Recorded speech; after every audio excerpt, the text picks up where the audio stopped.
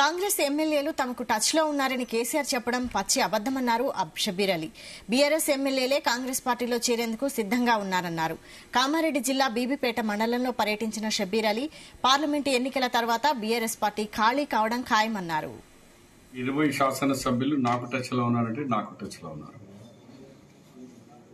ఇక కేసీఆర్ గారు వాళ్ళ శాసనసభ్యులకు ఇంకా మరీ పారిపోకుండా నాకు తెలిసిన మట్టుకు ఇప్పుడు ఇంకా 2 నుంచి 3 ఎంపీలు మహిళనే డ్రాప్ అయ్యి వెళ్ళిపోయే అవకాశాలు ఉన్నాయి.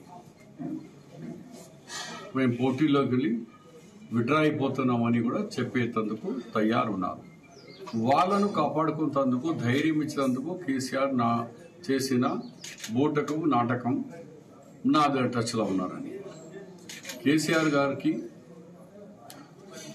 రాష్ట్రం మొత్తం బర్బాద్ చేసినారు. 8 లక్షల కోట్ల రూపాయలు అప్పులు చేసినారు. ఒక్క ఉద్యోగానికి ఒక్క ఉద్యోగం రాలేదు. రైతులకు నష్టపరిహారం రాలే. రైతులకు పండించిన దాని మీద బోనస్ రాలే. ఒక్క కొత్త యూనివర్సిటీ తీసుకురాలే. ఎడ్యుకేషన్ కంప్లీట్ గా ఫినిష్ చేసేసిండు. 100 యూనివర్సిటీస్ లో తెలంగాణలో ఒక్క యూనివర్సిటీ పేరు లేదు. అలాగే హాస్పిటల్స్ లో కూడా వైద్యంలో కూడా ఒకప్పుడు ఆంధ్రప్రదేశ్ తెలంగాణలో హైదరాబాద్ హబ్ ఉండే.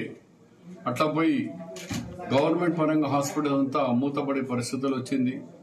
గ్రామాల్లో ప్రైమరీ హెల్త్ సెంటర్స్ లో డాక్టర్స్ లేవు. కాబట్టి 10 సంవత్సరాలు అన్ని నరకం చూపించినారు కేసీఆర్ గారు. వాళ్ళ ఎమ్మెల్యేలు రోజు చూస్తున్నారు. నిన్న రాజేంద్ర నాయర్ ఎమ్మెల్యే గారు వచ్చి కలిసిపోయినారు. అది మాత్రం వాస్తవం. రేవంత్ రెడ్డి గారు చెప్పినారు, ఇప్పుడు కాదు, నువ్వు మాటికి మేము గవర్నమెంట్ పడగొడతా అంటే నువ్వు పడగొడతావేమో చూడు నేనేం చేస్తా అని నా తలుపు ఓపెన్ చేస్తానని ఛాలెంజ్ చేశారు.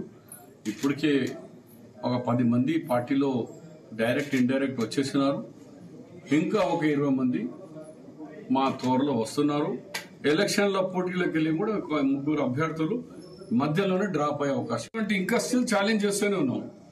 నువ్వు చేసిన పొరపాటు గతంలో చేసిన ఆ పద్ధతి మంచిది కాదంటే నువ్వు ఛాలెంజ్ చేసుకుని నువ్వు చేయకుండా నేను పార్టీని చీల్చేస్తా, నీ గవర్నమెంట్ పడగొడతా అంటే ఇక మేము కూడా చూపించాల్సింది మా తడాఖా ఏమో చూడు అని చెప్తున్నావు. కానీ మేము మా సిద్ధాంతాలకు ఎప్పుడు కూడా అట్లా ఒక పార్టీతోనే గెలిచిన వ్యక్తికి మన పార్టీలో చేర్పించుకొని మాకు లేదు. కానీ నువ్వు మాటికు ఛాలెంజ్ చేసుకుంటా పడగొడతా అంటే పడగొట్టాల్సింది. మాట డబుల్ బెడ్రూమ్ అన్నాడు కదా, బట్ జైల్లోనే డబుల్ బెడ్రూమ్ కట్టించి వాళ్ళ కుటుంబం మొత్తం ఒకటి జగాలు ఉండాలని మా ఆలోచన ఉంది.